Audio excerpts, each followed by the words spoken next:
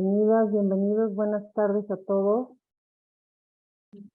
Pues estamos en esta sesión del seminario de actualización disciplinar de las maestrías en gestión del aprendizaje en ambientes virtuales y la maestría en diseño y gestión de escenarios virtuales de aprendizaje. Les damos la bienvenida a esta sesión y bueno, pues estamos acompañándoles parte del equipo de Unisalle y de UDG Virtual. Mi nombre es Paola Mercado Lozano y estoy a cargo de la coordinación de la maestría en gestión del aprendizaje en ambientes virtuales. Y esta tarde me complace presentarles al maestro casi doctor Juan José López Cisneros, quien es académico del Centro Universitario de Ciencias Exactas e Ingenierías de la Universidad de Guadalajara, quien va a fungir como su anfitrión esta tarde. Bienvenidos todos. Muchas gracias, estimada Paola, y también gracias, ¿no? a todos ahí en UDG Virtual que nos brinda la posibilidad de estar aquí con ustedes. Pues vamos a comenzar. El tema que abordaremos es el Learning Analytics, aplicaciones en educación. Para ello nos acompañan la doctora Rosa Leonor Ulloa Cáceres y el maestro Jairo Alberto Galindo Cuesta, a quienes presentaré en breve. Rosa Ulloa es profesora investigadora adscrita a la Coordinación de Programas Educativos del Sistema de Universidad Virtual, doctora en Tecnologías de la Información por la Universidad de Guadalajara, maestra en Gestión y Políticas de la Educación Superior, licenciada en Educación. Es integrante del Sistema Nacional de Investigadores Nivel 1, cuenta con perfil PRODE, forma parte del cuerpo académico Creatividad, Innovación y Emprendimiento. Bienvenida, doctora Rosy. Gracias, Juan José, gusto en saludarte. También, gracias, Rosy, presentaré a Jairo Galindo. Él es investigador y catedrático universitario, formador de formadores en didáctica de lenguas materna y extranjera, formación docente y uso y apropiación e innovación pedagógica con tecnología. Es especialista en gestión de proyectos y learning por la Universidad Oberta de Cataluña y entornos virtuales de aprendizaje por la OEI. Magíster en lingüística hispanoamericana por el Instituto Caro y Cuervo y se ha desempeñado como director de los posgrados virtuales y a distancia de la Facultad de Ciencias de la Educación, así como del Centro de Investigación en Estudios Sociales, Políticos y Educativos de la Universidad La Salle. Participa como consultor y conferencista en docencia, educación y uso pedagógico en tecnología. Bienvenido, maestro Jairo. A ustedes, muchas gracias por la invitación. Gracias, doctora Rosa, por estar acá también. Muchas gracias a ambos. A continuación, propondré la dinámica para la sesión. Nuestros invitados expondrán el tema que hoy nos ocupa en un lapso máximo de 20 minutos cada uno, ofreciéndonos algunas preguntas detonadoras para el intercambio con la audiencia. Los participantes podrán enviar sus dudas y comentarios durante las exposiciones a las que daremos respuesta al final de las mismas. También podrán levantar la mano para participar de viva voz al final de las dos exposiciones. Entonces invitaré al maestro Jairo, ¿no? a que inicie, sí, con esta primera charla. Adelante. Listo. Muchas gracias, doctor Juan, doctora Rosa, profesora, doctora Paola, doctora Cristina. Gracias por la invitación, gracias por acogerme en este espacio. Es un gusto, un honor para mí poder acompañarlos en este proceso. En los siguientes minutos, gracias también a todos aquellos quienes nos acompañan de las maestrías y a quienes llegan a este espacio interesados en el tema o simplemente por profundizar en algún punto. Voy a compartir entonces ya pantalla para que podamos avanzar. Voy a tomar el tiempo que tengo para hacer la introducción. Ya hablamos nos comunicamos con la doctora Rosa y yo tomé atrevidamente el primer espacio y digo, voy a avanzar solamente con la introducción para que ella pueda profundizar en el ejercicio. Entonces, con ese permiso que les toma a ustedes de poder arrancar en el ejercicio de presentarles el tema sobre analíticas del aprendizaje, aplicaciones para la educación, quiero en estos momentos compartir esa introducción, porque pues a veces tenemos que analítica del aprendizaje casi que por sentido común o por lo que se nos ocurre, lo asociamos con diversos términos, lo relacionamos con algunas prácticas, pero pues es importante que tomemos decisiones informadas, que sepamos realmente de qué se trata. Creo que ese es el sentido de este ejercicio. Para quienes ya tienen algún conocimiento del tema o han leído o lo practican definitivamente, pues este es el espacio para poder dialogar al respecto. En mis 20 minuticos, ustedes me avisan, quiero compartir con ustedes algunos datos introductorios de este ejercicio. Para poder avanzar, quiero que nos ubiquemos en este contexto, digamos el marco epistemológico. Existe algo que llamamos cadena de valor del conocimiento. ¿M? Esta cadena de valor del conocimiento fue algo que propuso un señor Peter Drucker por allá en el siglo pasado, 1900 y pico. Y según esa cadena de valor de conocimiento que fue propuesta desde las maestrías en administración, desde administración de empresas, nos decía que existe una relación entre datos, conocimiento y sabiduría. ¿Esa relación cuál era? Esa relación decía que lo más alto de todo proceso de construcción de conocimiento es la sabiduría. Que para llegar a la sabiduría necesitamos construir conocimiento. Que para construir conocimiento necesitamos de información, que para construir, reconocer la información necesitamos datos y que lo demás es ruido. Que esa cadena, como lo colocado acá también en pirámide, nos permite identificar incluso procesos de enseñanza y de aprendizaje. Cuando nosotros, por ejemplo, leemos un libro, nos acercamos a un libro de otro idioma, pensemos en los kanji, en katakana, hiragana, en lengua, cuando nos hablan en chino, mejor dicho. Todo eso, todo lo que nosotros encontramos puede ser ruido, simplemente. Cuando le damos algún tipo de contexto, eso ya es dato. Ya sabemos que eso está escrito en una lengua, en un idioma, en un sistema de signos, que ya cuando le damos algún tipo de, no solamente contexto, sino además sentido, lo convertimos en información. Del ruido a los datos, contexto. De los datos a la información, sentido. Y cuando queremos pasar de la información al conocimiento, necesitamos ya un uso. Yo tengo mucha información, pero no sé nada. Para pasar de información a conocimiento necesitamos darle un uso. Usted puede tener mucha información, pero no construir ningún conocimiento. La distancia entre conocimiento y sabiduría ya es cuando se pone en práctica, cuando sirve para resolver algún tipo de inquietud, algún tipo de problema. Usted puede tener todos los posgrados, pero no resolver ningún problema. Entonces está en el nivel de conocimiento, pero no ha desarrollado sabiduría. A veces decimos de nuestros abuelos, ¿no? O de una persona, uy, ese tipo o esa persona o mi abuelo sabía mucho, porque pues resolvía o construía o nos compartía de cierta manera su sabiduría.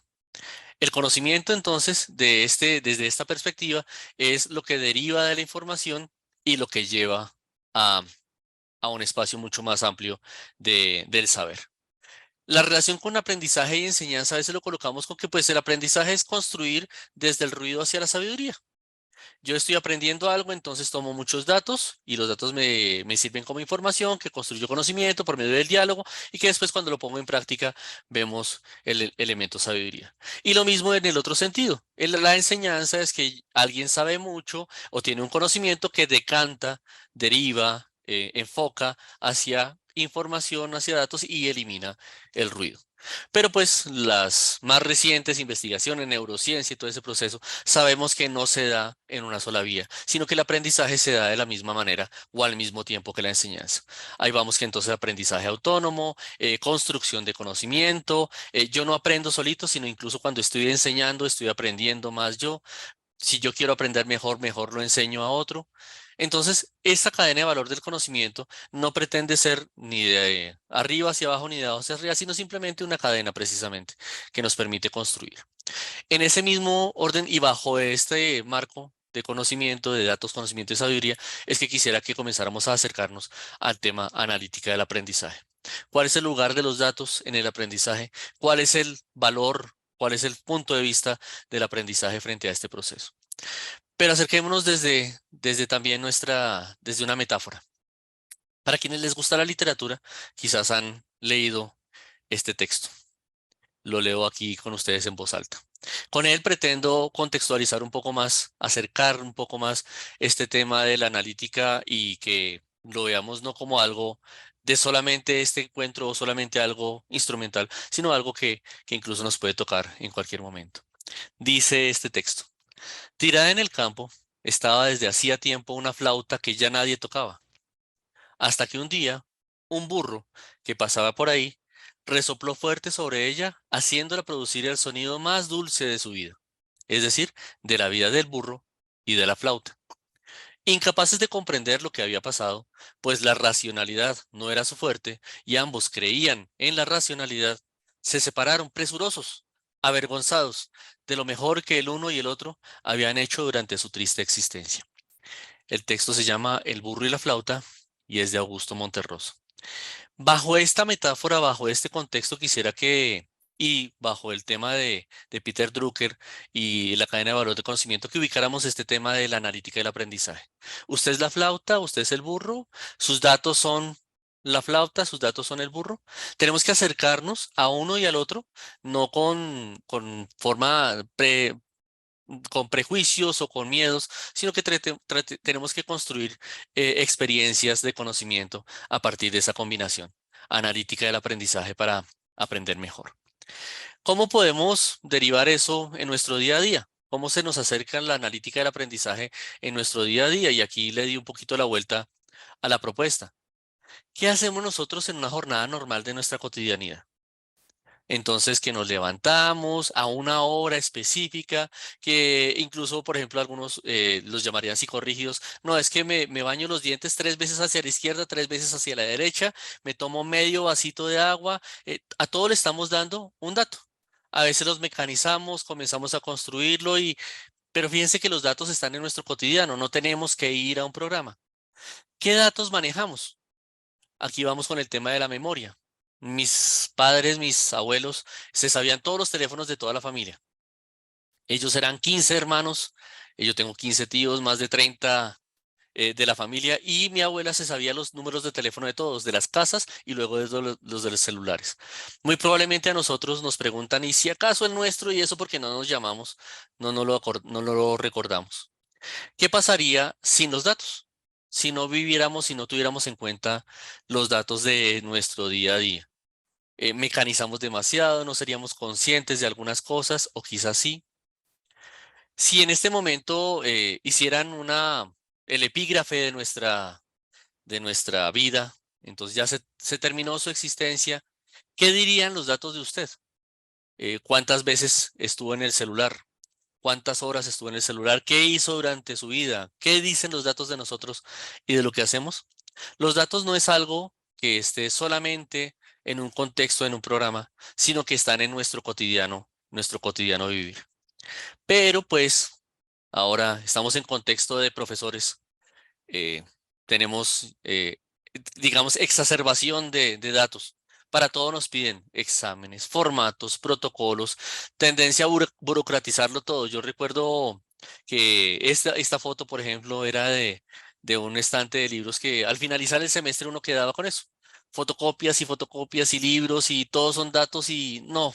Ahora pues todo está en la pantalla de nuestros celulares o en la pantalla de nuestros computadores. Y mire, ¿cuál es el icono? ¿Dónde está? ¿Dónde está lo que tenemos? Nos llenamos de datos. Llegamos al tema de la infoxicación. Nos llenamos de ventanas, de datos, de información que quizás a veces son necesarias, pero a veces no tienen ningún tipo de manejo. Ahí es cuando nosotros también encontramos conceptos como la datificación, el dataísmo, la data vigilancia. Todos son datos. Por un lado, infoxicación plena, todos son, mire, es que compre, es que venda, es que esos son tales estadísticas, tales datos. Virus a través de los datos, información irrelevante. Sabemos que ya no pagamos la suscripción a Internet o la suscripción a determinado programa, sino con los datos y con el tiempo que nosotros dedicamos a él. Sabemos que existe el concepto Web 3.0, en el que usted comienza a digitar algo y el mismo navegador le completa la información. Sabemos que, por ejemplo, ChatGPT, esto de inteligencia artificial, nos responde, pero ¿de dónde nos responde? Pues con nuestros propios datos.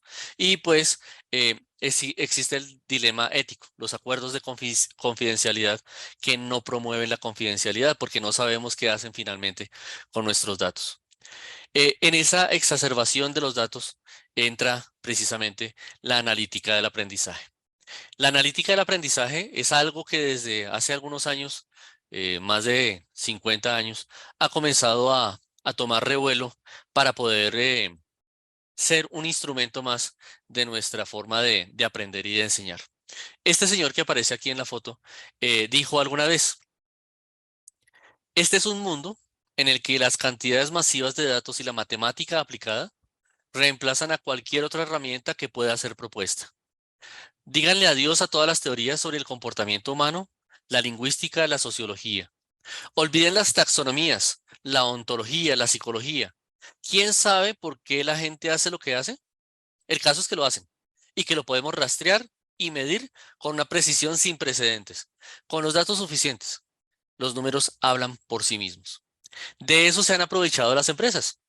Entonces usted simplemente, por ejemplo, cuando va a descargar una aplicación, llena sus datos, dice, hola, dime tu nombre, dirección de correo, qué te gustaría saber. Inscríbete, te doy esta información gratis, tómala, ven, ven, recógela. Y después de que toman tus datos, te dicen, bueno, listo, pues gracias por tus datos, esta suscripción te vale durante el primer mes nada y de ahí en adelante pues vas a estar recibiendo información de lo que, porque nosotros lo que hicimos fue venderle nuestros datos. Cada vez que hacemos clic en enviar, lo que hacemos es vender nuestros datos, gratis, dar nuestros datos. Esto, ¿cuándo lo dijo este señor? Lo dijo Chris Anderson en el año 2018 recuperando información de 1990, de 1998, lo encuentran en esa información, en esa dirección. ¿Cómo se llamó eso? El advenimiento del Big Data y la muerte del método científico. Desde que este señor dijo eso, comenzó a ser mucho más visible el uso de los datos en todo, aunque antes lo había, ahora mucho más a nivel en el ámbito comercial. Vemos estadísticas de uso. De todo, avances en los avances, qué esquemas, qué porcentajes, no importa lo que esté midiendo, lo que importa es el porcentaje. Estrategias de investigación, cursos, clases, horas dictadas, participación en proyectos, desarrollo de proyectos, que cuánto porcentaje, casi todo se mide en estadísticas, en números, usos, participaciones. Estamos, por un lado, diciendo la parte buena, por otro lado, quizás viendo la parte perversa del ejercicio. La ciencia, ¿cómo se llama? Si pasamos de la cadena de valor del conocimiento a la de la sabiduría, tenemos que reconocer la naturaleza con este tema del conocimiento y los datos. Tenemos que reconocer el conocimiento científico, la historia, la cultura, reconocernos a nosotros mismos, ver que existe un lado perverso, pero también un lado muy positivo del tema de los datos. Esto no puede ser siempre posible, que el dato sea el rey. La analítica del aprendizaje es lo que llegó a, entre comillas, medio humanizar el ejercicio. Si lo fuéramos a definir, la analítica del aprendizaje es la medición, recolección, análisis e informe de datos de, digamos, estudiantes, profesores, de quien usted desee colocar en el ámbito del aprendizaje y de sus contextos, con el fin de entender y optimizar el aprendizaje y los contextos en los que ocurre. De ese modo, con esa definición, ya podemos darle sentido al, al contexto malévolo y al contexto positivo, al contexto bueno y al contexto malo del uso de los datos. Con las analíticas se pretende, entre comillas, humanizar el ejercicio de medir, de recoger, de analizar, con un sentido, con un específico sentido frente a entender y optimizar el aprendizaje. ¿Qué significa eso hasta aquí? Que tenemos que ser conscientes de qué es lo que medimos cuando hablamos de analítica del aprendizaje. ¿Qué es lo que está midiendo?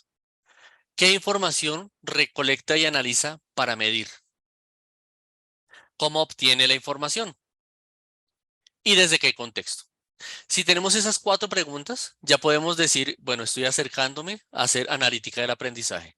¿Qué es lo que voy a medir? Entonces puedo, como estamos hablando de aprendizaje, un proceso de enseñanza, un proceso de aprendizaje, estoy midiendo una competencia, estoy midiendo un logro, estoy midiendo un resultado. ¿Qué es lo que estamos midiendo? ¿Qué información necesitamos recoger y analizar para medir eso? ¿Cómo obtengo la información? ¿Cómo puedo fragmentar o delimitar el contexto en el cual estoy identificando o obteniendo esa información? Esas 4 preguntas serían las esenciales para poder decir, voy a hacer analítica del aprendizaje. Sin embargo, pues tenemos que revisar también cuál es el objetivo. Para poder llegar a qué medimos, qué información recolectamos, cómo obtenemos la información, necesitamos hacer unas preguntas previas. Necesitamos saber, bueno, lo que yo quiero saber es qué sucede en determinado contexto. Eh, quiero preguntarme cómo puedo personalizar, mejorar ese proceso de aprendizaje que quiero medir. Quiero también saber qué puedo ofrecer para ese contexto de aprendizaje. También puedo identificar, cuando pienso en analítica del aprendizaje, qué error he cometido en determinado momento o en determinado proceso. Y también puedo preguntarme qué otras oportunidades puedo tener para mejorar ese proceso de aprendizaje. Para las preguntas de arriba, tenemos los contextos de la parte inferior. No solamente preguntarnos por qué medimos, sino por qué lo estamos midiendo. No solamente preguntarnos qué información queremos recolectar, sino para qué queremos esa información dentro de nuestro contexto. Todo puede hacerse, como por ejemplo hablamos a veces en investigación. Una cosa es el diseño metodológico y otra cosa es el objetivo de aprendizaje. El diseño metodológico sería la parte pura y dura de la analítica del aprendizaje, el qué medimos, qué información, cómo la obtenemos, desde qué contexto. Y el objetivo es el qué sucede, el qué quiero saber, el qué puedo ofrecer, el qué error puedo analizar, qué otra oportunidad tengo. De ese modo, con esos 2 grupos de preguntas, podemos darle mucho mayor contexto y sentido a la analítica de aprendizaje, alejándola de otros problemas que vamos a revisar en este momento, en estos espacios de aprendizaje, en esta presentación. En algunos programas se puede hacer, viendo ya concretamente ese ejercicio de analítica. Por ejemplo, esta es una captura de pantalla de Socrative, el módulo de informes. Socrative es uno de los programas que nos permite hacer ejercicios, dinámicas, bajo metodología activa de un determinado cuestionario. Y al final, pues podemos tener esto que ustedes están viendo acá. Aquí oculté parte de la información y, por ejemplo, podemos ver en el área roja, pregunta 9. Las columnas indican la pregunta y las filas los estudiantes, los participantes. Entonces, por ejemplo, está el área roja que vemos en la pregunta 9. Ninguno de los estudiantes pudo contestarla bien. Entonces, eso me sirve a mí como profesor para identificar, bueno, o formulé mal la pregunta o ese tema tengo que reforzarlo mucho mejor. En los que aparecen algunos verde, otros rojo. Bueno, entonces para este estudiante, por ejemplo, para el estudiante de la fila 3, el estudiante de la fila 3 no le queda claro todo el concepto de la pregunta 3, que tengo que ponerlo a trabajar con el estudiante de la fila 2 en la pregunta 4. Entonces comenzamos a hacer interpretaciones sobre esos análisis de las respuestas que obtenemos en el ejercicio. Esto, por ejemplo, software abierto Socrative. En el caso de Moodle, Moodle viene con algunos plugins que nos permiten analizar. Entonces, por ejemplo, este es cuánto tiempo está dedicando el estudiante a determinadas actividades. Estoy viendo si hiciera en profundidad el ejercicio. Mire, esa actividad, la de la cuarta columna, está exigiendo mucho tiempo en promedio de las demás actividades. Eso es bueno, eso puede ser malo, porque quizás esa fue mucho más enganchadora. Tenemos que revisar ese ejercicio dentro del proceso. Otro resultado también, en investigación, por ejemplo. IntelliBoard es el plugin que les digo de Moodle, nos arroja también estadísticas de, aquí dice porcentaje de estudiantes que intentaron ciertos ejercicios. Entonces, por ejemplo, para la actividad 4, el 60% la intentó, para la actividad 3 la intentaron mucho menos estudiantes. Entonces vemos ahí también algunos datos, algunas estadísticas que nos ayudan a identificar qué es lo que están haciendo nuestros estudiantes y a nosotros como profesores analizar qué es lo que está pasando dentro de esos espacios, dentro de esos procesos.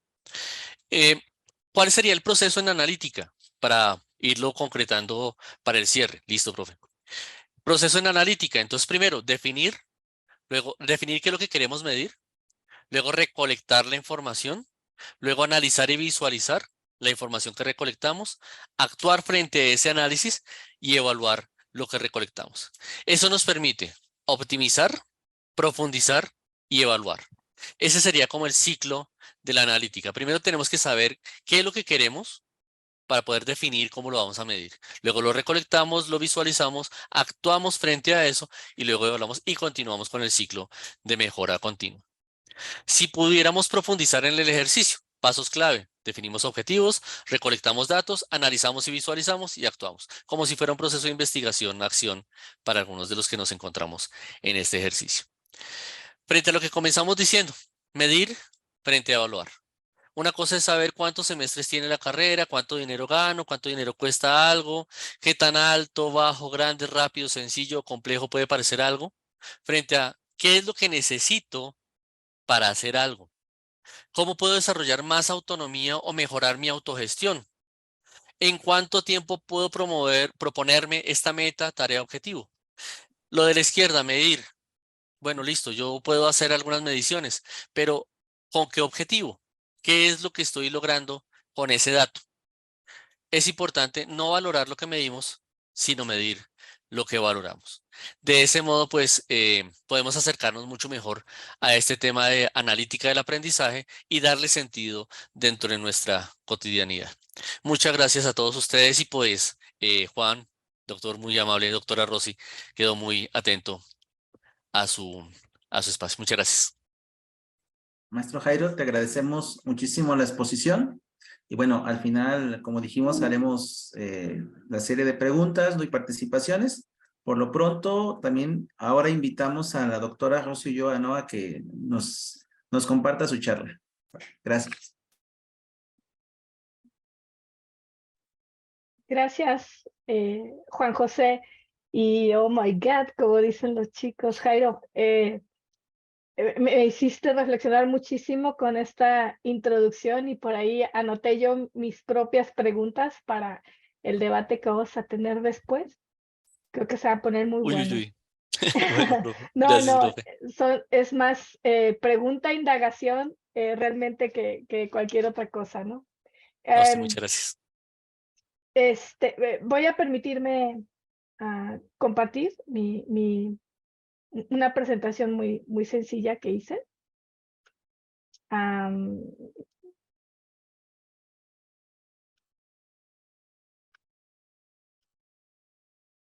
Ok.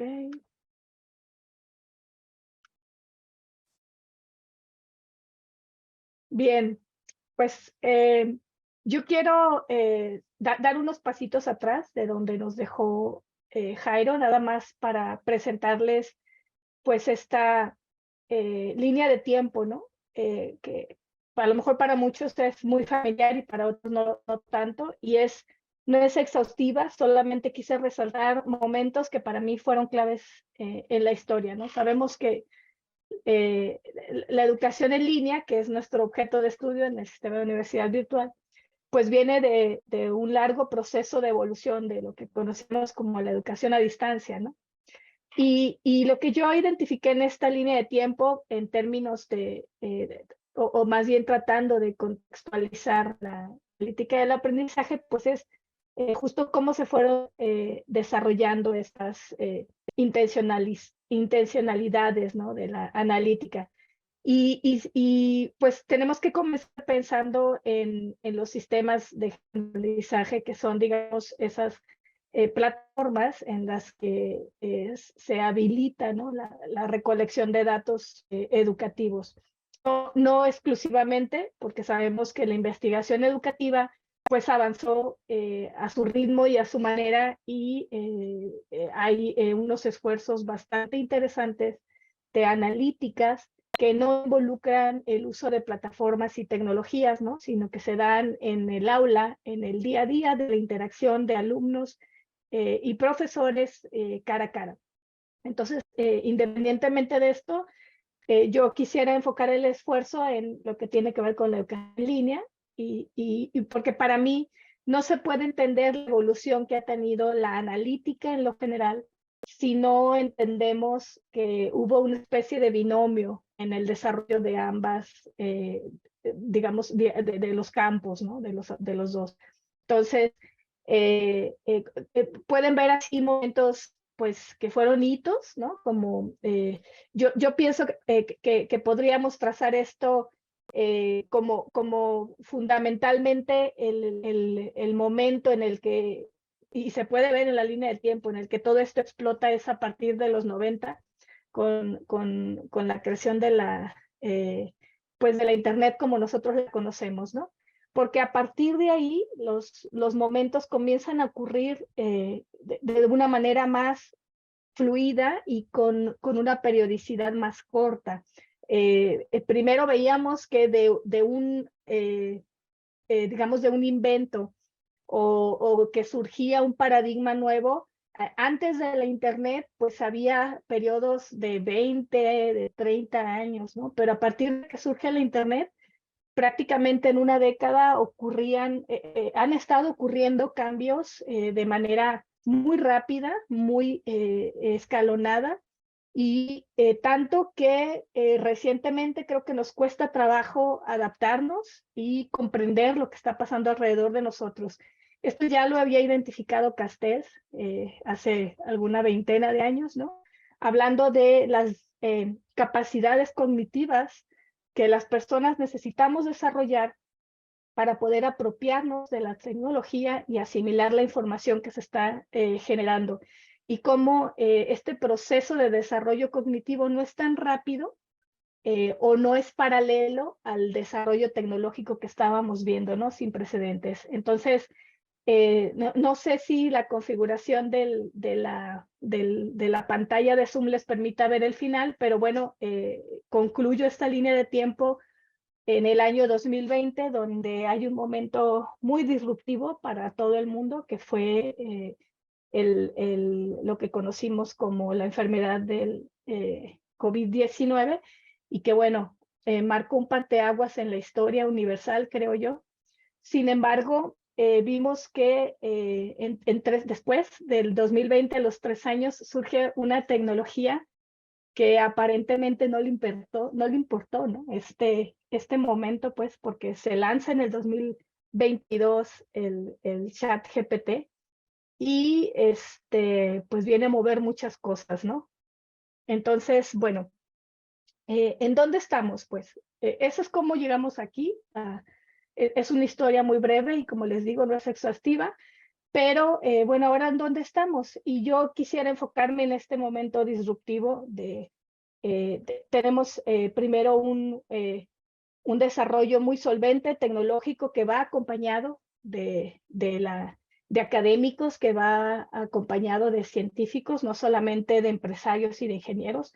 Hacían unas mancuernas muy interesantes y gracias a esto llegamos a los 90, ¿no? Con el desarrollo del Internet y otras tecnologías que sucedieron después, como las redes sociales y las cosas que ahora conocemos y que nos parecen tan naturales. Pero viene el 2020 y entonces, ¿qué pasó, no? Si todos nos vimos en una situación de confinamiento y de distancia social, y todos los procesos productivos y los educativos tuvieron que darse a distancia, ¿no? Implementando evidentemente tecnologías educativas, pero los resultados no fueron los esperados, pues independientemente de que, como les decía, la educación y la ciencia de datos o la educación de las ciencias computacionales prácticamente se fueron desarrollando paralelas y apoyándose mutuamente, ¿no? Porque a partir de que nace en los 90 veíamos el Internet, también surge la educación en línea, ¿no? Y aprovechando la creación de protocolos de comunicación que dieron lugar al desarrollo de la Internet como la conocemos, también dieron lugar a otras plataformas y softwares educativos y nos llevan a este momento tan crucial, pero cuando pasa lo del COVID, hay un quiebre, ¿no? Y entonces se viene una serie de experiencias muy negativas con la educación en línea, de descalificaciones, y sucedieron situaciones inclusive en universidades como la nuestra, donde pues tenemos el sistema de universidad virtual, había personas que se resistieron, ¿no? a entrarle a la educación en línea como tal, y se debieron hacer campañas apresuradas de preparación para que tanto profesores como alumnos se familiarizaran con este entorno y pudieran medio resolver, ¿no? Pero todavía hoy, en 2023, la UNESCO sigue discutiendo y estudiando cuál fue el impacto negativo de la educación en línea durante la pandemia, ¿no? Y entonces eso a mí me causa un shock muy importante, porque quiere decir que nos estamos perdiendo de algo, ¿no? De algo que antes no estaba pasando. Antes era algo como una especie de simbiosis, ¿no? Este desarrollo tecnológico y el desarrollo de la tecnología educativa. Pero entonces, ¿qué pasó en 2020, no? Porque esto no tuvo el peso que debió haber tenido, y demostrar toda la fuerza, todo el potencial que deberíamos haber tenido, ¿no? Entonces, estas fueron algunas de las circunstancias que ahora que surgió el ChatGPT, que debo decir no es una tecnología nueva. Los lenguajes tecnologías generativas tienen desarrollándose por lo menos desde hace 12 años, que es la fecha que yo tengo presente. Y sin embargo, cuando surge algo tan que le llaman a veces potente, ahora ya estamos conociendo más de sus deficiencias, de las necesidades de crecimiento, de desarrollo que todavía tiene la herramienta. Pero de momento sí fue un shock ver, como decía Jairo en su presentación, no nos responde ese ChatGPT, ¿no? Entonces, esto fue lo que causó, ¿no? O sea, de pronto ya todos estos avances, y en un país tan avanzado, digamos, en términos de la educación a distancia y en línea como Australia, se enfrentan a ChatGPT y dicen, no. Exámenes de papel y pluma. ¿Qué? ¿No?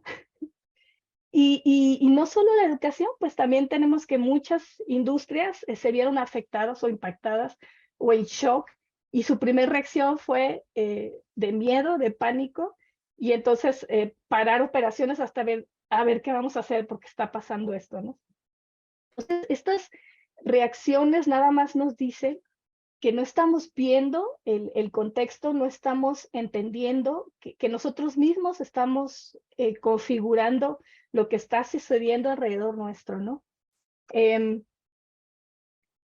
Lo que sucede con las universidades en particular es que hay una falta de políticas y de guías, una falta de regulación de cómo la inteligencia artificial en este sentido, porque a partir de todo lo que hemos visto desarrollando las ciencias computacionales y matemáticas, no podemos hablar ya solo de analíticas educativas, ¿no? Para mí ese término está quedando también ya obsoleto. Ya tenemos que pensar en términos de integraciones con la inteligencia artificial, porque si bien el contexto que tenemos, por decirlo aquí en México, y hablemos de América Latina, es muy diferente a lo que ha estado sucediendo en otras latitudes como Estados Unidos, Canadá, inclusive Australia, ¿no? Estos países han, digamos que, trascendido la etapa del análisis de datos. Ellos ya están ahora, digamos que, utilizando el dato para resolver situaciones, y es lo que tenemos ahora como aplicaciones de inteligencia artificial.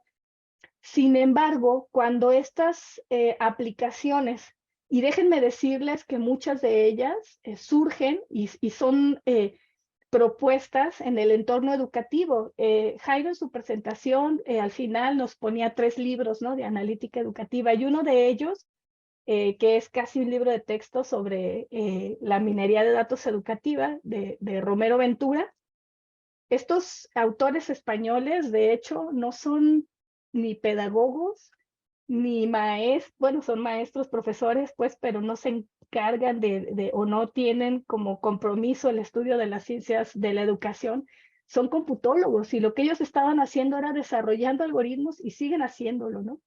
Y todo el propósito de ellos era tener algoritmos cuasi perfectos, ¿no? Que tuvieran este poder predictivo de identificación de patrones, pero no tenían este interés de entender el fenómeno educativo y de trasladar este conocimiento algorítmico a situaciones que beneficiaran a los individuos, ¿no?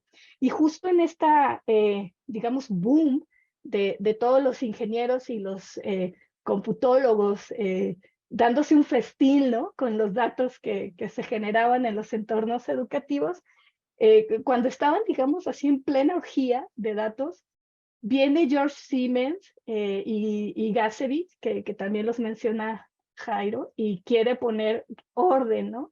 Y fundan una asociación de analítica educativa y dicen, la analítica educativa es esto, y la definición que nos presenta Jairo es muy acertada, donde la acotan justo al propósito, ¿no? Y aquí es cuando esta frase de que el fin justifica los medios cambia su sentido.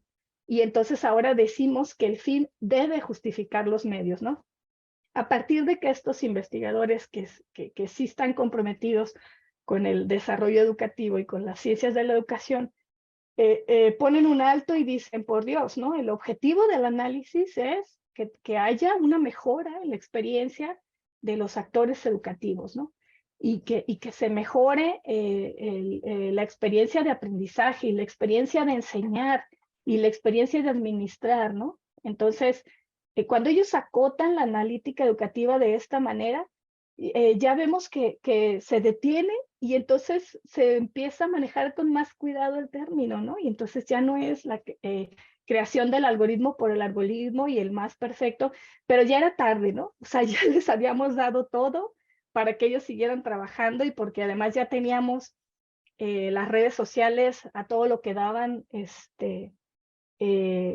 capturando nuestra información, ¿no? De mil y unas maneras y que nosotros voluntariamente les dimos. Entonces, se vino este contexto sin que mediara una entidad que regulara, ¿no? O sea, así como quizá lo hicieron Siemens y Gacevic, de decir, a ver, momento, esto es analítica educativa, se necesitaba una entidad que en su momento nos cuidara, ¿no? Nos protegiera, pues, de esta...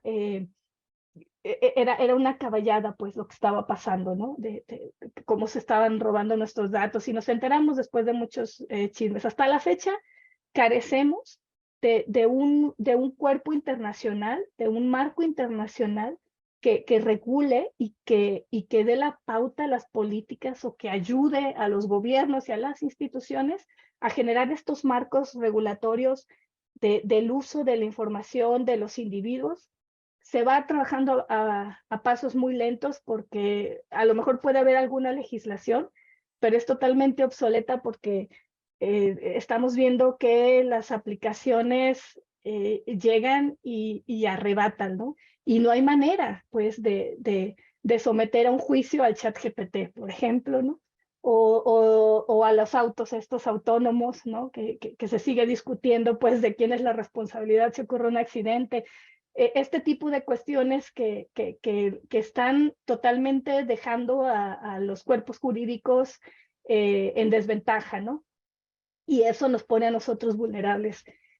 Otra cosa que está faltando en las instituciones educativas es generar esta infraestructura básica para no solo la recolección de los datos, sino para la generación de las aplicaciones y de las integraciones necesarias para que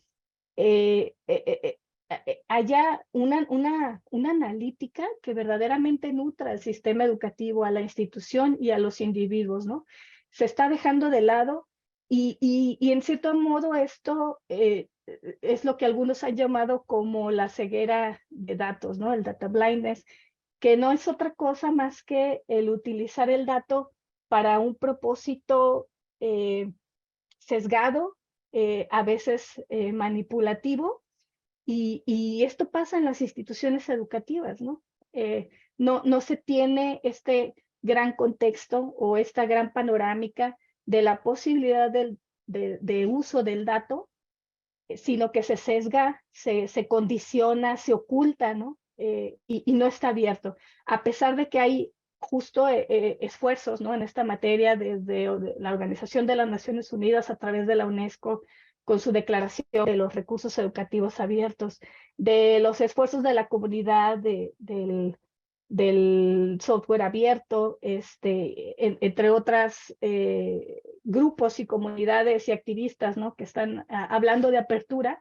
A pesar de todo esto, las instituciones siguen encominadas, ¿no? En guardarse, en reservarse los datos, pero además en no utilizarlos, ¿no? Como debieran utilizarlos. Y esto es a lo que me refiero con data blindness.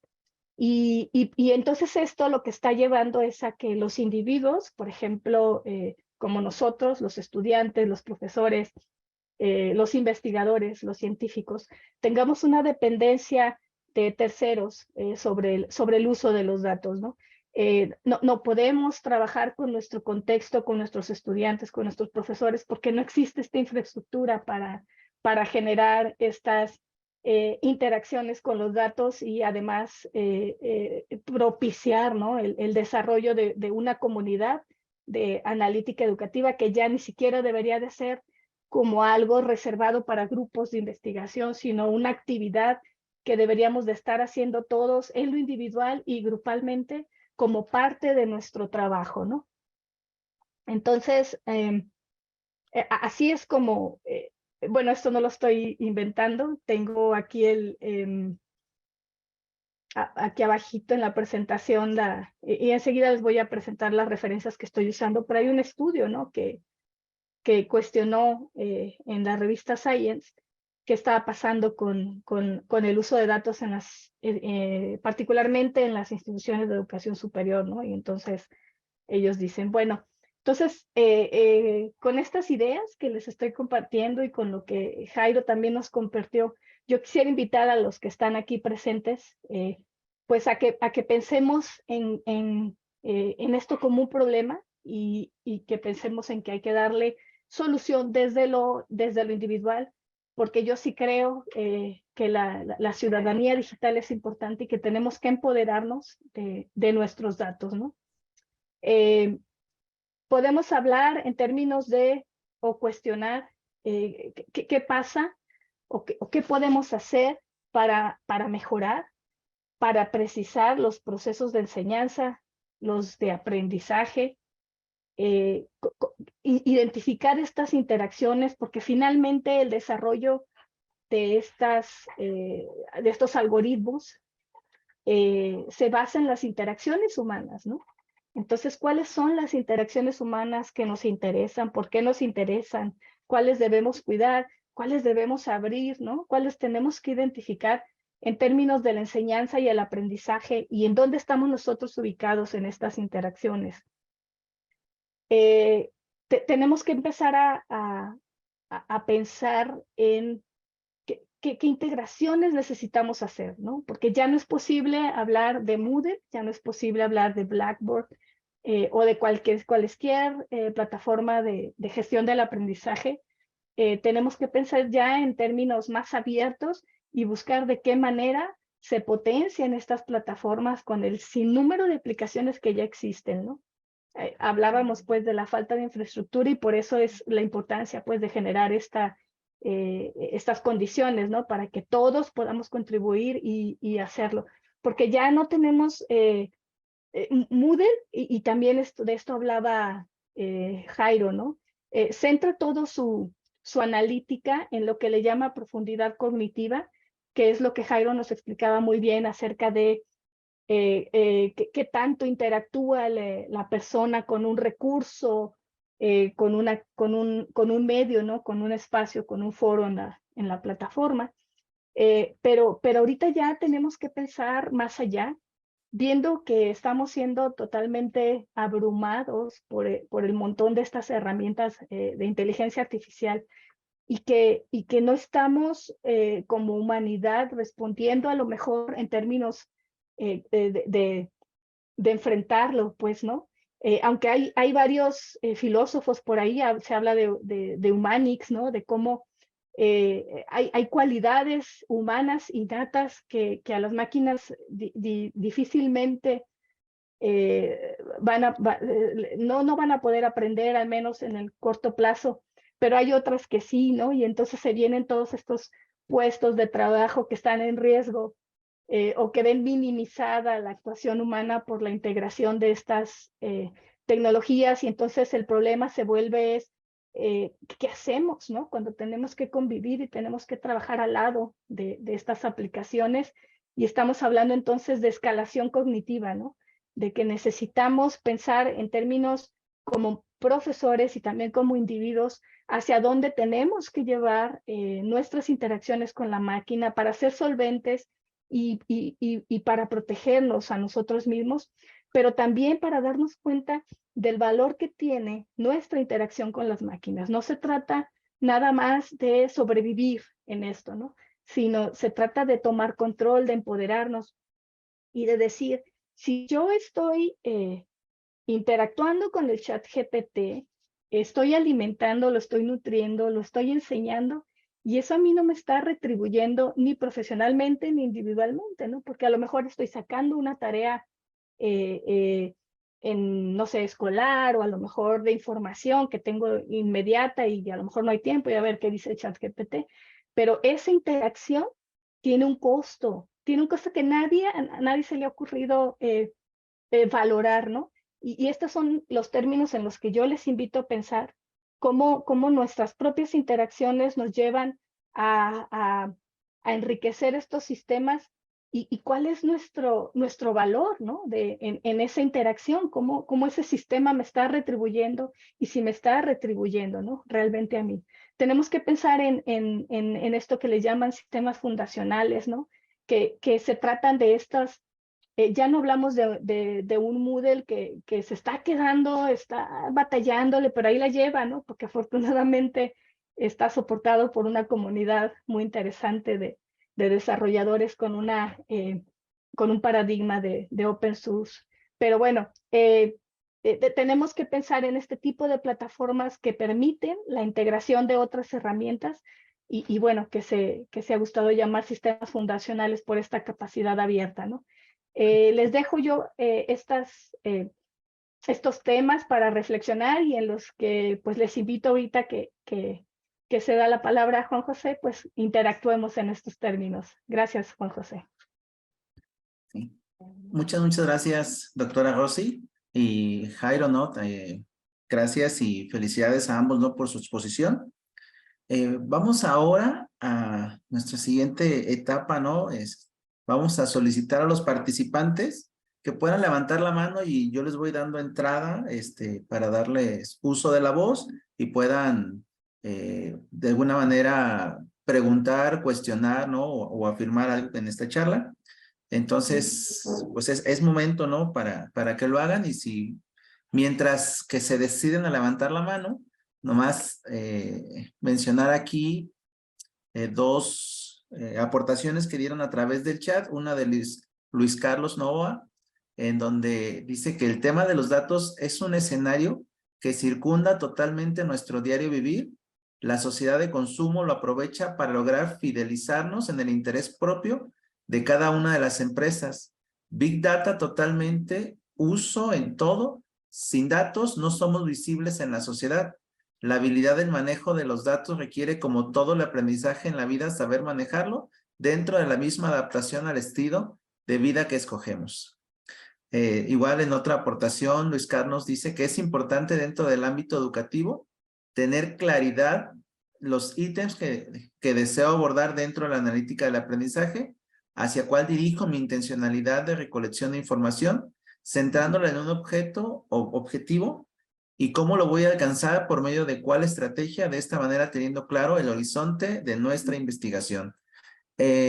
Rosy, levantaste creo primero la mano. ¿Querías abordar algo más? Bueno, sí, pero como yo acabo de hablar, mejor que hablen todos los que levantaron la mano y al final me Que regreso. solamente lo levantamos tú y yo, Rosy. Ah, no, por favor. Están todavía penositos. A ver, Dale. alguien, digo, No sé si quieres dejar el lugar a Jairo, entonces, Rosy, y ahorita regresamos Sí, contigo. sí. Quería comentar algo. Mientras los demás se animan, que no se animen, por favor. Gracias, doctor Juan. Pues yo le quería dar nombre a algunas de las cosas que nos comentaste, Rosa. Me pareció muy importante lo que comentaste en tanto que nos conecta a nosotros como estudiantes y como profesores en nuestro cotidiano. Por ejemplo, tú hablaste acerca de los datos, cómo ellos están utilizando las universidades. Eso en algunos contextos lo llaman plataformización, que cuando nosotros en la universidad utilizamos Moodle o Blackboard o Canva o lo que sea, lo que estamos haciendo es dándole nuestros datos como estudiantes y como profesores a esas grandes multinacionales que ellos después pueden hacer lo que quieran, entre comillas, con ello. Hablabas acerca del costo de los datos que nosotros le damos al ChatGPT, pero también tenemos que hablar del costo neuronal. Porque nosotros cuando le consultamos a ChatGPT algo, estamos dándole el menor esfuerzo a nuestro cerebro.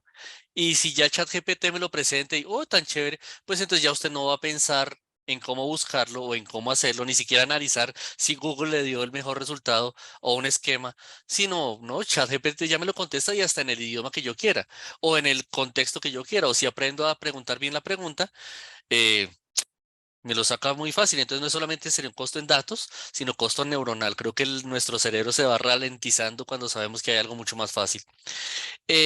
Hablaste también acerca de la conciencia de los datos. Qué interesante ese tema y que nosotros podamos ser conscientes de eso también con lo que decía acá Luis Carlos. Cuando hablamos de la conciencia de los datos, el uso de los datos, qué uso le están dando los datos, y ahí nos vamos a dos extremos. Uno, hacia la ética, el uso de la información, y el otro hacia la competencia digital. Por ejemplo, en esta semana le pasó a uno de mis estudiantes, uno de mis compañeros, que decía, profe, yo guardé todo esto en una carpeta. Lo guardé en una carpeta y pues cuando se lo fui a presentar a usted ya no lo encontré. Quizás será porque actualicé mi computador y ahora tengo otro. ¿Será por eso, profe? Y yo, pues claro, si usted actualizó su computador y sincronizó datos, lo que sincronizó fue lo que no tenía en su computador con lo que había en la nube, entonces borró todo. Entonces, el manejo de los datos versus competencia digital versus la ética de los datos. ¿Qué pasaba con esos datos donde estaban? Y cerrando el tema, ciudadanía digital. Elementos de ciudadanía digital frente al uso de los datos en recursos educativos y digitales abiertos y en la comunidad GNU. Me parece muy importante y esto creo que de pronto es porque a uno le gusta el tema, ¿cierto, profe? Eso es por eso. Nos daría para dialogar otro ratito dentro de ese proceso. Profesor Juan José, ¿qué nos preguntan? ¿Qué nos dicen? Todavía se niegan, ¿no? A querer preguntar, pero ahorita me imagino. No sé, digo, no, bueno, ya llegó la primera pregunta. Dice, bueno, le agradecemos a Cristina que hace esta pregunta. Dice, ¿cómo concientizar a nuestros estudiantes sobre la información que brindan en diferentes espacios digitales? ¿Quién de los dos? Alguien levantó la mano, creo que la profesora Rosa. Eh, bueno, creo que lo primero es los peligros, ¿no? De dar los datos sin saber bien, sin conocer, la flojera, ¿no? Que da de revisar los términos, porque además como que hasta que lo hacen adrede, ¿no? Te dicen, bueno, aquí nos estás dando esta información, revisa los términos y las políticas de privacidad. Y entonces así con unas letritas que yo francamente ya no puedo leer y documentos larguísimos, ¿no? Entonces, Ujú, pues hay que exigir primero, antes son dos cosas, creo, ¿no? Exigir esta legislación, ¿no?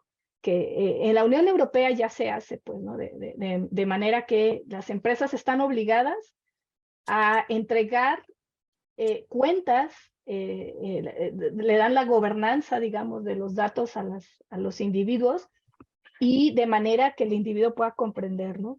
No en términos legales, en términos más simples. Y si alguna vez ustedes leyeron alguna política de privacidad de las primeras que salían y ujú, leen las políticas de privacidad actuales, pues son mucho más sencillas de entender, ¿no? Y las lees en una página. ujú, Entonces, para empezar por esto, ¿no? Llevarlos a los, yo invitaría a los profesores a que los alumnos revisen estas políticas de privacidad, a mostrarles casos reales de cómo se han usado los datos con y sin consentimiento de los usuarios. Y ujú, además, a fomentar esta inquietud por saber cuánto valen sus datos, ¿no? El costo económico de un dato, cuál es el valor que le estás regalando a una empresa. Y se ha dicho mucho, ¿no? Nada es gratis, y si algo es gratis es porque tú eres el producto, entonces ahí hay un negocio. Y estamos hablando de el costo del dato, no solamente el costo económico, ya Jairo nos había hablado un poquito más de esto, pero también estamos hablando del costo social, ¿no? De la huella de carbono inclusive que estamos dejando. Tantos temas pues que se pueden abordar, híjole, como dice Jairo, nos encanta el tema. Muchas gracias, Rosy. Vamos a dar la palabra a Flor antes de, bueno, primero a ella y después si ya tenemos más preguntas. Así que adelante, Flor, tu pregunta, comentario, bienvenida. Muchas gracias, saludarlos y agradecer este tipo pues de seminarios porque pues nos enriquecen y pues el maestro Jairo Alberto Galindo nos habló de dos términos, la datificación y el dataísmo. Entonces son dos términos que uno a veces no tiene muy claros. Y entonces sí, de pronto me gustaría una breve diferenciación de los dos términos. También pues en cuanto a la parte que él nos menciona de la definición, recolección, análisis y actuar y evaluar para medir los datos que obtenemos. Me parece valiosa esa pirámide también que hizo y valiosa esas palabras que recolectan, pues, que definen lo que es una investigación. Me gustó muchísimo esa frase que dice que es mejor medir lo que valoramos, es mejor valorar lo que medimos que medir lo que valoramos. Entonces, eso sería, pues, mi intervención. Muchas gracias. Gracias, Flor. Pues adelante, Jairo. La profe Flor pide una cosita chiquita, que repita la charla, por favor. No. Profe Flor, lo de datificación y dataísmo, gracias por estar acá y por tus preguntas. Yo le voy a pedir a la profesora Rosa también que me complemente porque pues no todo, ella también maneja toda esta información y estoy seguro que ella lo podría explicar mucho mejor que yo. Me la dirigiste, yo te cuento. Datificación es que si no provee datos, no funciona. Si usted está haciendo algo y eso no le da algún dato, pues no es valorado. Y en el mismo sentido, dataísmo, el culto a los datos. No me importa el valor cualitativo si no me lo da en números, en cifras, datos, hechos y cifras. Datificación y dataísmo serían dos lados de la misma moneda en el que, según lo que usted esté haciendo, le da valor al dato sobre lo que está haciendo. Por ejemplo, como comentaba ahorita la profesora Rosa, para la plataforma, para Facebook, no interesa que usted sea de color, mujer, hombre, que fue la polémica que se armó hace un par de años. No importa quién sea usted, sino que usted es un dato, usted es una cifra, usted es un usuario más que interactúa. Y ya que luego se encuentre que si usted es de cierta región e interactúa más, pues entonces a usted se lo venden mucho mejor, porque usted, como decía ahora la profesora Rosa, si no le vale la inscripción, es porque usted es el que está siendo vendido. Cuando abrimos nuestra cuenta en Facebook, cuando abrimos nuestra cuenta en Instagram y nos dicen, ¿qué es lo que quieres hacer? Uno con, ay, tan chévere, me está teniendo en cuenta. No, no me está teniendo en cuenta. Está valorando su tiempo, le está comiendo incluso datos de su celular, está obligándolo a consumir. Entonces, pues, eso es datificación y dataísmo. Lo de la pirámide es la pirámide de gestión del conocimiento, del ruido que es todo, si no lo convertimos en datos, si no le damos una taxonomía. Y el último, la sabiduría, la cadena de valor del conocimiento. Y en cuanto al proceso, pues que sí, que casi que para como todo, sin que sea solamente dato, tenemos que darle un objetivo a lo que estamos haciendo. Y de eso se aprovechan muy bien los procesos de analítica. Si usted no tiene un objetivo, pues entonces todo es ruido. Todo se convierte en dato, pero cuando le da objetivo, ya lo comienza en información. Cuando esa información sirve para generarle, por ejemplo, una publicidad más, eso se convierte en conocimiento. Y cuando eso genera réditos a la empresa, pues ya es sabiduría. Cuando usted le aparece, por ejemplo, ¿estás interesado en estas botas? Y usted dice, ay, pero ¿cómo sabía? Qué chévere.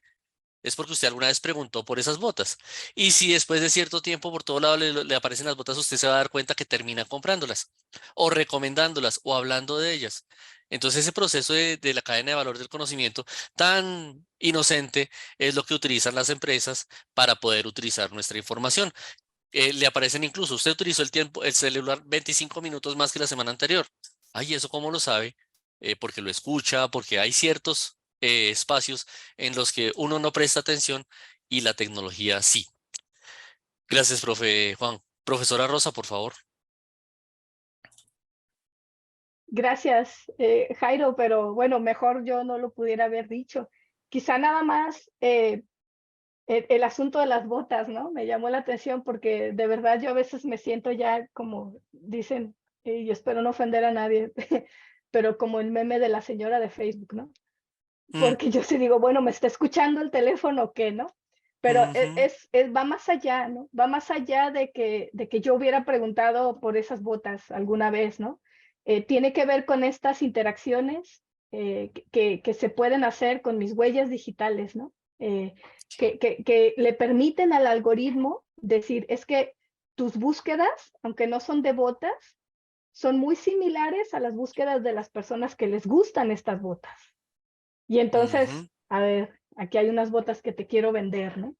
O, Sí. por ejemplo, a lo mejor no me gustan las botas, pero al ponerme la publicidad de las botas y yo rechazarla, yo swipearla, como dicen, o lo que sea, ya le di un dato a la máquina, ¿no? O sea, inclusive el no comprar le está dando información, pues, y eventualmente nos atrapan. O, por ejemplo, cruza datos. Usted está relacionado o llama al teléfono de cierta persona y esa persona sí busca botas. Entonces no le aparece a usted, sino le aparece a esa persona. Exacto, Y y uno si dice, ¿de eres dónde? amiga de ella, te gusta lo mismo que ella, ¿no? Ajá, sí, señora. Gracias. Profe Juan, ¿qué otra pregunta tenemos? Sí, muchas gracias, muchas gracias. Ahora vamos a mencionar la pregunta de Cecil Margarita. Dice, ¿pudiéramos interpretar como la analítica de datos como el business intelligence que las empresas utilizan, que incluso ya buscan personal especializados para el análisis de datos? ¿Alguno de los dos? No sé si es pregunta o afirmación. Pregunta. Okay. Yo creo que el business intelligence es más acotado. Y si lo vemos como en esta narrativa de tiempo, fue, digamos, uno de los primeros nombres que se le dio a la analítica, ¿no? El business intelligence, pero está muy enfocado en la empresa, ¿no? En los datos de la empresa.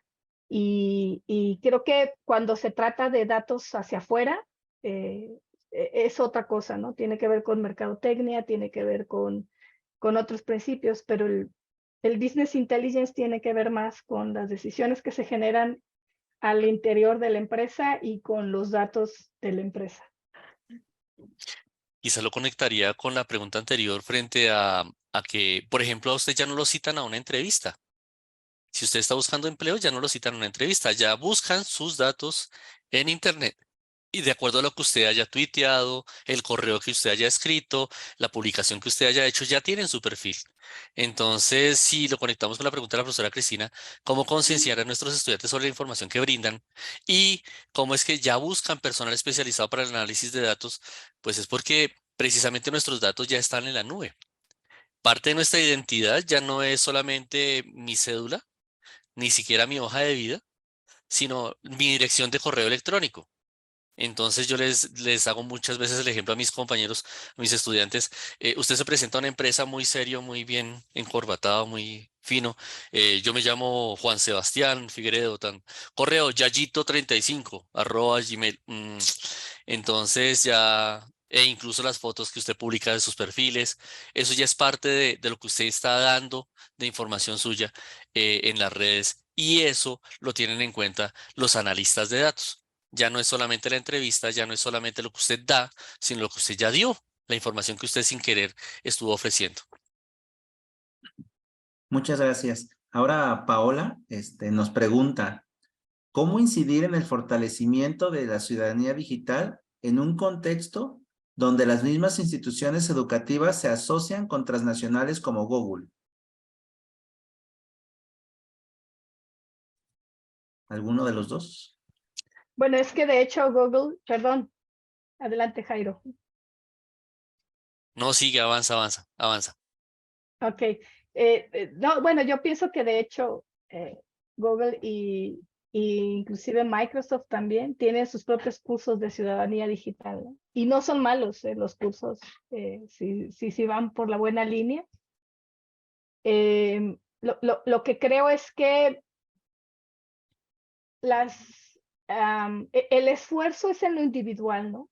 O sea, lo que tenemos que hacer nosotros como individuos, ser conscientes justo de esto que estamos presentando, porque no es solo usar el Classroom, o sea, el Classroom a lo mejor está blindado, ¿no? Y hasta ahí se queda, pero luego el Classroom ya te lleva a una búsqueda, ya te lleva a una liga, estás usando Chrome porque, bueno, la empatía de los sistemas, lo que tú quieras. Y es fuera de esto, ¿no? Es fuera de esto. Creo que indudablemente se tiene que llegar a un punto de acuerdo. No podemos permitir pues que estas empresas, digamos, que sigan haciendo su agosto, como dicen acá en México, ¿no? Tenemos que acotar los servicios, acotar las interacciones y la rendición de cuentas, pues el accountability de estas empresas sobre cómo almacenan nuestros datos, con qué periodo lo almacenan y cómo lo usan y en dónde los exponen, ¿no? Y cómo se están enriqueciendo con estos datos, pues, porque no solamente nos venden el servicio, ya nos decía Jairo, pues nos venden las botas también, y al que vende las botas también algo le cobran. Entonces, creo yo que lo de la ciudadanía digital tiene que ver primero con hacer conciencia de nuestra identidad como seres digitales, ¿no? Por allá Negroponte ya hablaba de estos principios y hay que retomarlos. Ya no hay materias de esto. O sea, si ustedes ven en la reciente reforma educativa que tuvimos a nivel de educación básica, no vienen estos temas. Y si se manejan pues como lo maneja Microsoft y como lo maneja Google, ¿no? Pero no los Bajo, manejan a este nivel. Sí, adelante. sí, bajo su lenguaje, complementándote el proceso. Entonces, cuando tenemos que solamente Google y Microsoft son quienes dictan y quienes se consideran como autoridad del proceso, pues terminamos creyéndoles y los mismos cursos de ciudadanía digital son bajo lo que Microsoft y Google pueden advertir. No son malos, pero también, ¿cómo es que era el mensaje de Google? No seas malo, no seas malito. Entonces, aquí me contestó Google, listo. Entonces, el proceso frente a cómo incidir el fortalecimiento, no podemos decirle a alguien que va a una piscina que no se va a mojar. Listo, se va a mojar y le va a pasar. El asunto es que sea consciente de qué pasa si deja de chapotear, si deja de mover las manos, si deja de respirar bien. Es más ser conscientes de cómo nos estamos mojando con esto de transaccional, de jugar con nuestros datos, de hacer transacciones con nuestros datos, ser conscientes de eso. A decir, no, es que usted sabe que no es un número de teléfono, no es su contraseña, no, todo lo va a terminar dando, perdón. Todo va a terminar, el asunto es que sea consciente de qué hace. Un elemento ahí, por ejemplo, cambiar las contraseñas, buscar una estrategia mnemotécnica para las contraseñas, tener copias de seguridad de los datos, que no todo esté siempre en la nube, que tenga alguna versión local, algo. ¿Qué pasa si en algún caso, en dado caso, se queda usted sin internet? Ponga a trabajar la neurona también. Si todo termina dependiendo del computador, usted no se queda con nada. Y como pasó con el compañero que les digo, no, toda la investigación está en un archivo en Word. ¿Guardo copia? No, profe. ¿Se acuerda? No, tampoco, profe. Entonces, no generar tanta dependencia de los sistemas, sino también generar sistemas de información aquí adentro, aquí arriba. Yo les hablo a veces a mis estudiantes, si usted no mueve lo que tiene ahí entre los hombros, no habrá computador, no habrá Mac, no habrá celular, flip, nada que lo haga más productivo. Lo que lo hace productivo es lo que usted tiene allá arriba, en su cabeza, no el computador o el celular que tiene en las manos. Muchas gracias, Jairo. Muchas gracias, Rosy. Bueno, hay dos comentarios. Uno dice, bueno, a mí en lo personal me llama la atención un caso que fue muy sonado hace algún tiempo en México, cuando el IFT aprobó una legislación para que se volviera obligatorio el uso de tus datos biométricos para que puedas acceder a una línea telefónica móvil, por poner un ejemplo. En la actualidad, no puedes realizar ningún trámite en las compañías de telefonía celular si no pasas tu huella digital por un escáner. Entiendo las cuestiones de seguridad nacional, pero eso implica, ¿y qué pasa si de alguna manera esa base de datos es vulnerada? Porque con el tema de los Guacamaya Leaks nos dimos cuenta que no se han tomado las medidas de seguridad informática correctas para proteger esa información que es delicada. También María Elena Ramírez nos comparte el daño neuronal ChatGPT cuando se usa con preguntas bien planteadas, pero cuando se utiliza para explicar algún contenido que el alumno aún no lo ha comprendido, además se generan tareas o ensayos totalmente incongruentes. El daño es mayor. Ahora una pregunta, pero más decirles a los que nos acompañan si alguien tiene una pregunta más, porque ya vamos a hacer este cierre de preguntas y respuestas, participaciones. Digo esta pregunta, dice, si realizo una investigación de una empresa privada, la información que subo a la plataforma de universidad, ¿qué seguridad tiene? No sé si ustedes ubican si Fabiola es de Colombia, es de México, en qué plataforma de universidad, pero... Ella es una ciudadana del mundo. No, mentiras. Creo que nos sucede a todos dentro del proceso. Me meto un poquito en la respuesta. No podemos hablar de seguridad conectado con los otros comentarios que hacía el profesor Juan. Echa la ley, echa la trampa. No podemos decir que todo es completamente seguro. Yo mismo cuando estaba trabajando en la universidad, yo era webmaster y uno de mis trabajos más demorados era recordarle las contraseñas a las secretarias de la facultad. Profe, se me olvidó la contraseña, ¿yo qué hago? No, entonces me tocaba a mí cargar mi USB con un programita que saltaba los passwords de algunos programas. Entonces tenía que aprenderme tanto la ley como la trampa, porque la memoria no daba. Entonces creería que no hay ningún nivel de seguridad completamente fiable, ni siquiera. Yo decía, no, pues la única seguridad es el papel, pero hasta el papel se le pierde. Entonces, el desarrollo que usted puede tener, ¿qué seguridad tiene si lo sube a una plataforma de universidad? Tiene que tener la confianza de que los datos en algún momento, si usted se olvida la contraseña, van a ser de dominio público. Va a tener que tener la confianza de que cuando usted firma su matrícula con la universidad, usted, por ejemplo, firma los derechos morales, patrimoniales, por ejemplo, una investigación. Usted tiene unos derechos en los que le reconocen que eso es suyo, pero de ahí que le reconozcan que eso es suyo, a que no lo utilicen, no hay ninguna seguridad, ningún documento que pueda decir que eso es obligatorio y que nadie lo puede utilizar. Incluso, si usted lo sube a la nube, el mismo ejercicio de subirlo a la nube ya es porque usted lo está liberando de cierta manera en alguna medida. Profe Rosa. Gracias, maestro. Bueno, yo creo que nuestro compromiso debe ser ese. Yo quisiera que al cerrar esta sesión todos nos quedáramos con esa carga, ¿no? Y con este compromiso de exigir a la entidad a la que le estamos entregando nuestros datos que nos despliegue su política de gobernanza de datos, su política de privacidad, de una manera que podamos entender y que tengamos la certeza y la confianza a 5, a 10, a 15, a 20 años, dónde y cómo se van a estar usando nuestros datos. Y coincido con el maestro Jairo, que no hay seguridad. Ellos mismos, o sea, yo recuerdo cuando justo recién salió el ChatGPT, decía, no recuerdo el nombre de uno de los fundadores de OpenAI, la empresa, decía, la verdad es que no supimos cómo pasó, pero aprendió.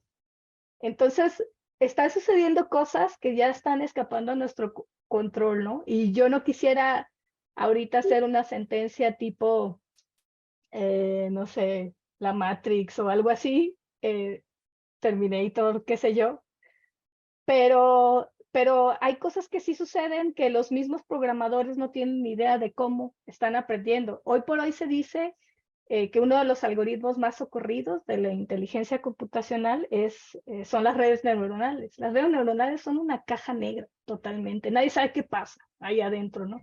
Así como nadie sabe qué pasa en nuestra cabeza realmente, también es una caja negra.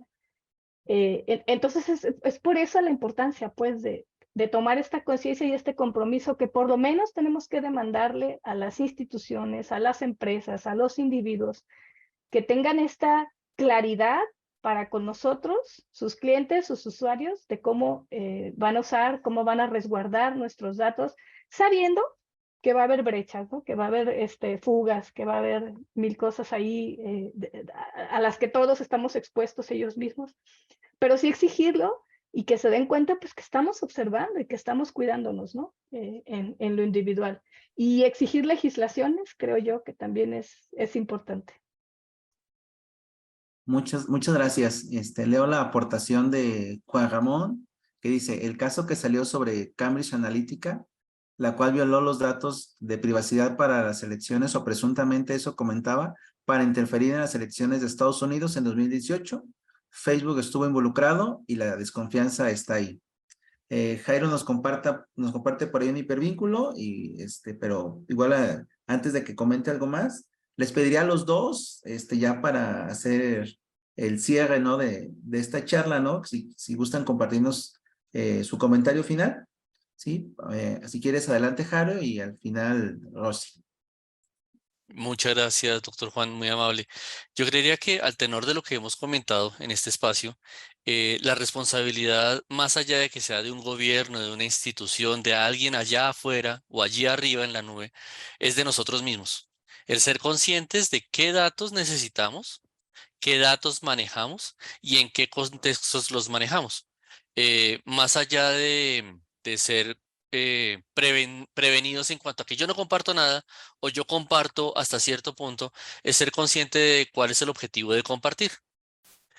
No es simplemente abrir una cuenta de correo, no es simplemente abrir un espacio en una red social, no es simplemente estar conectado, navegando en el scrolling infinito, sino también para qué lo estoy haciendo, en favor de quién y si eso me aporta a mi daño neuronal, como lo comentábamos anteriormente. No darle toda nuestra personalidad a la máquina, sino que nuestra propia personalidad es más física que quizás digital. Eso se podría evidenciar desde lo que comentaba la profesora Rosa con pandemia, que le dejamos toda nuestra identidad a las máquinas y las máquinas nos están devolviendo en este momento eso que perdimos con la conexión, con la desconexión. Invitación a que con la analítica de datos la aprovechemos para nuestro beneficio, para saber qué aprendemos, qué necesitamos aprender, cuánto tiempo necesitamos aprender y en el mismo sentido, cómo podemos enseñar mejor. Gracias. Gracias, Jairo. Adelante, Rosy. Gracias. Bueno, pues me cuelgo del último comentario del maestro Jairo, ¿no? Yo creo que esta parte de empoderarnos de la analítica, ¿no? La analítica educativa tiene que dejar de ser una actividad exclusiva de las instituciones educativas, de los investigadores, de los científicos y de los profesores para hacer algo que nosotros constituimos como un proceso cotidiano por seguridad nuestra, por supervivencia y también por crecimiento, ¿no? Todos debemos de comenzar a desplegar estrategias de analítica, ya sea en el contexto educativo, en cuanto a lo que hacemos en una institución educativa como estudiantes, como profesores, como académicos, pero también en nuestras vidas personales hay mucho que aprender. Y ninguna de las dos esferas de nuestra vida están separadas. Todas las esferas, todas nuestras interacciones como seres humanos están conectadas. Entonces, lo que llevamos de aprendizaje en un lado hay que llevarlo al otro. Y hay que pensar en términos de esto, ¿no? Ya no podemos dejar a un lado, ya no podemos dejar de involucrarnos en el manejo y tratamiento de datos, aunque sea en un nivel muy básico, e irlo avanzando, porque lo que sigue es la integración de las inteligencias, ¿no? Artificiales que están por ahí, pensando que la inteligencia humana es la superior, pero es una más. Hay muchas que podemos utilizar, de las que nos podemos enriquecer, y que pues quisiera yo hacer este llamado y esta invitación, ¿no? Empoderarnos de ese proceso, gestionar nuestros propios sistemas de gestión del aprendizaje personales, ¿no? E invocar los recursos educativos abiertos y los recursos abiertos que están por ahí en la internet, esperando ser aprovechados. Gracias, Juanjo, y gracias a todos. Sí, agradecemos, Rosy, Jairo, ¿no? Su participación, por compartirnos, ¿no? Esta excelente charla. También agradecemos a todas las comunidades que nos acompañan, tanto del posgrado, sí, aquí en la maestría en gestión del aprendizaje, en nombre de la Universidad La Salle y la Universidad Virtual. De la Universidad de Guadalajara, les damos las gracias por su participación y nos vemos en la siguiente sesión del seminario. Muchísimas gracias.